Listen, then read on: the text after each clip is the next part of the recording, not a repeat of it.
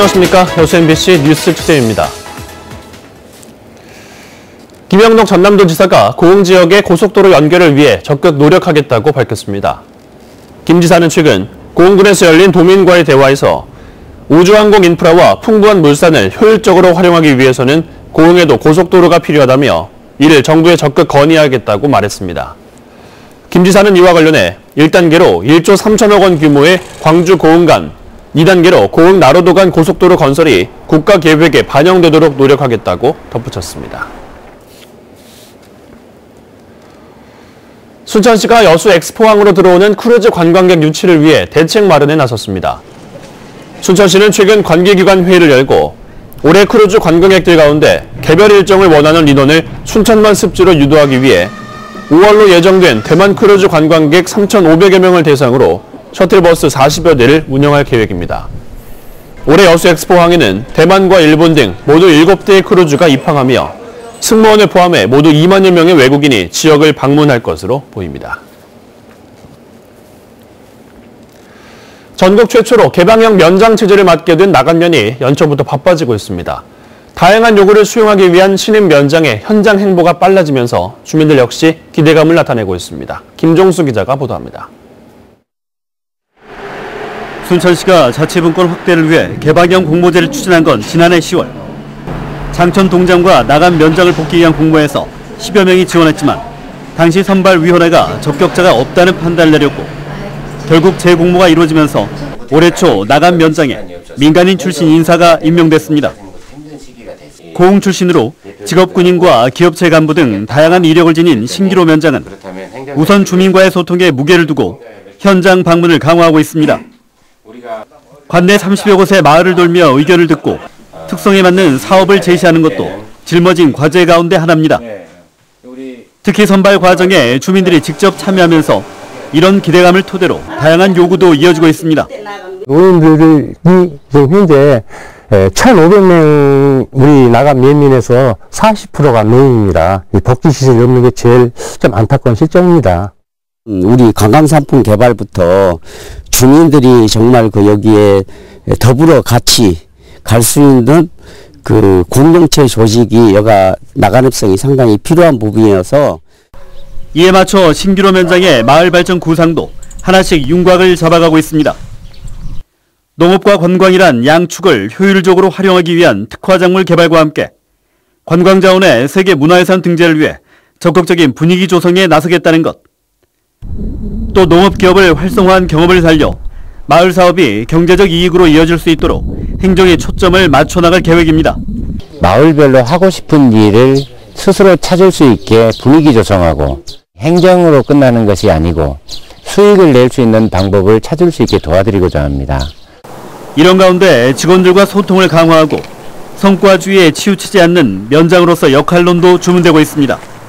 전국 최초로 개방형 면장 체제를 맡게 된 나간면. 최초란 수식어에 걸맞게 앞으로 추진될 정책과 시도들이 주민들의 삶을 윤택하게 할지 관심이 높아지고 있습니다.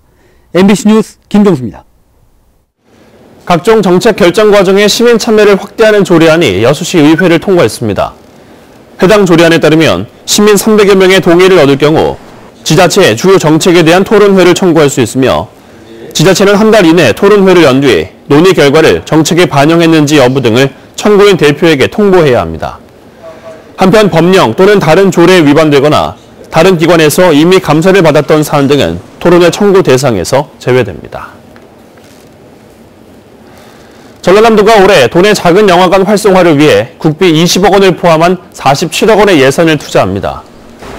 전라남도는 지난 2015년부터 고흥군과 장흥, 곡성 등 도내 6곳에서 작은 영화관을 운영하고 있으며 지난해 말까지 총 누적 관람객 71만 5천 명과 순이익 8억 1천만 원을 달성했습니다. 특히 고흥의 경우 순이익이 4억 6,600만 원으로 지출액 대비 150%의 수익을 내는 등 도민들로부터 큰 인기를 끌면서 성공적인 문화사업으로 평가를 받고 있습니다.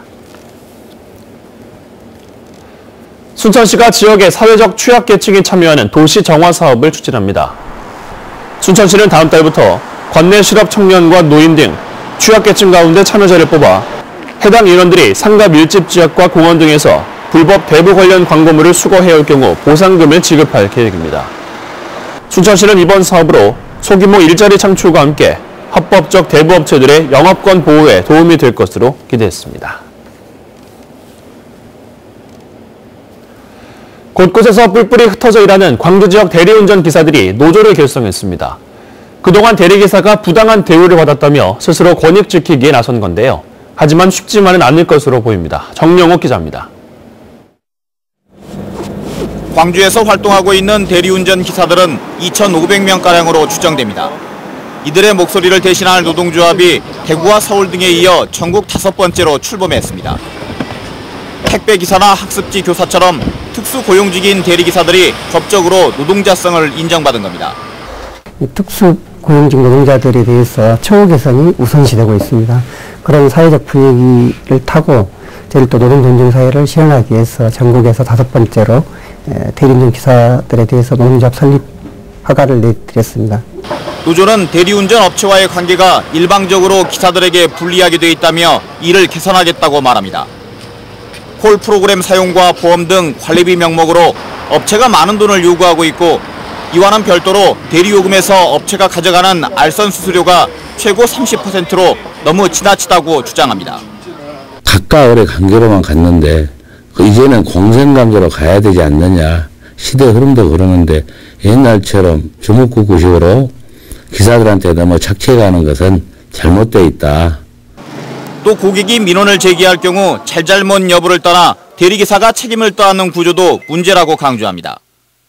하지만 광주시에 등록한 대리운전업체가 모두 35개나 되고 구심점이 될 만한 연합체가 없어 현재로선 노조가 일일이 개별 협상을 해야 할 처지입니다. 대리운전업체가 노조의 협상 요구를 받아들일지도 불투명합니다. 조합원 수가 전체 구성원의 1%도 안 되는 20명에 불과한 것도 해결 과제입니다. 노조는 올해 안에 조합원을 200명까지 늘린다는 계획이지만 단일 사업장이 아니고 근로 조건도 제각각이어서 얼마만큼 확장성을 가질지는 미지수입니다. MBC 뉴스 정용욱입니다. 광양시가 전남 청년 근속 자립연금 지원 사업에 참여 기업을 모집합니다. 광양시는 올해 전남 청년 근속 장려금 지원 사업에 참여할 광양 지역 기업을 다음 달 6일까지 모집해 4년간 1인당 최대 2천만 원을 지원합니다. 대상 기업은 고용보험 피보험자 수 기준 5인 이상 300인 미만의 기업체로 신청은 현재 전남에 주소를 둔 만 18세 이상 39세 이하의 청년을 정규직으로 채용하고 있어야 합니다. 목포시가 오는 2022년 전국체전에 대비해 올해부터 본격적인 종합경기장 건립을 추진합니다. 목포시는 경기장 건설에 시간이 걸리는 만큼 설계와 시공이 동시에 이루어지는 턴키 방식으로 공사를 진행해 오는 9월까지 업체를 선정한다는 방침입니다. 김윤 기자가 보도합니다. 목포 종합경기장이 들어설 예정인 대양산단 진입로 부근입니다. 높이 40m가량의 야산이 자리 잡고 있는 곳으로 조사 결과 야산의 70%가량은 안반으로 형성돼 있습니다. 목포시는 이 야산을 평지로 만들어 이 일대 17만여 제곱미터 부지에 연면적 16,000여 제곱미터 규모의 목포 종합경기장을 짓습니다. 16,000여 명이 한꺼번에 관람할 수 있고 800여 대가 동시에 주차할 수 있는 주차장도 조성됩니다. 목포 종합경기장은 전국체전이 열리기 5개월 전인 오는 2022년 5월까지 준공될 예정입니다. 목포시는 공사기간이 촉박한 만큼 설계와 시공이 동시에 가능한 턴키 방식으로 입찰 공고를 내 오는 9월까지 적격업체를 선정하기로 했습니다. 업체가 선정되면 오는 10월부터 암 발파 등 토목공사가 시작될 것으로 보입니다. 턴키 발주 시 2022년 5월 완료 예정되고 분리 발주 시에는 2023년 2월 완공되므로 전국체전 개최가 불가하게 됩니다. 그래서 턴키 발주로 발주하게 되었습니다.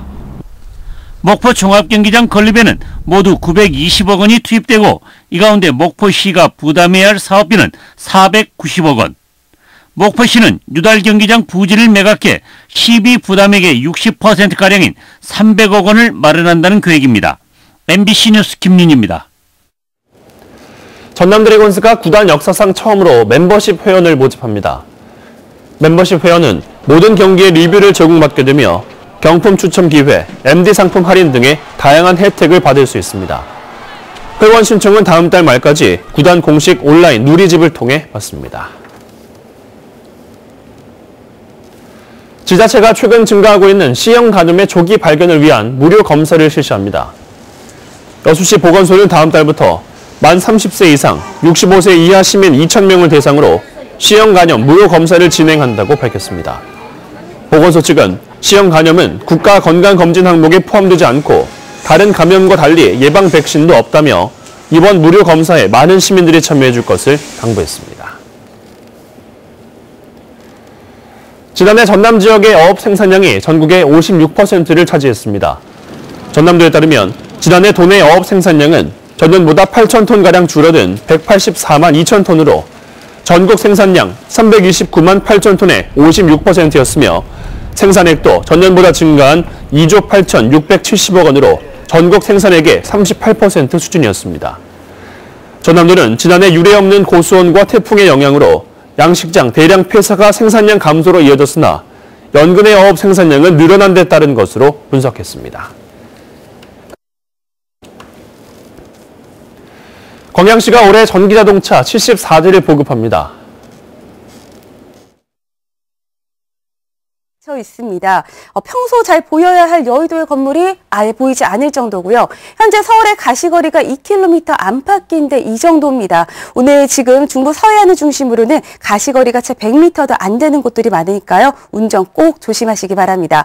서울에는 초미세먼지 주의보가 다시 내려졌고요. 오늘 낮 동안에 또 한 번의 스모그가 유입되면서 전국의 공기질 매우 나쁨에서 나쁨 단계를 오르내리겠습니다. 내일쯤 공기질이 나아질 것으로 보입니다.